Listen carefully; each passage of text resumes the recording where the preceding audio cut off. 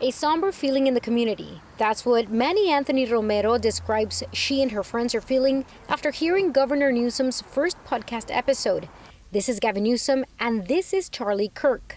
After the two touched on trans athletes in female sports. Would you do something like that? Would you say no men in female sports? Well, I think it's an issue of fairness. I completely agree with you on that. It is an issue of fairness. So it's deeply unfair. Would you speak? It kind of puts a damper on, I voted for this guy myself on the basis that, California is leading the way in transgender rights. Newsom made the comments during a sit-down with controversial conservative influencer Charlie Kirk, who asked him if he would say no to men in female sports and if he would speak out against A.B. Hernandez, a transgender athlete who recently set the highest outdoor long jump mark in the nation. Completely fair on the issue of fairness. I completely agree. So that's easy to call out, the unfairness of that.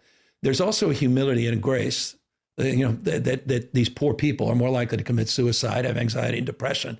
And the way that people talk down to vulnerable communities is an issue that I have a hard time with as well.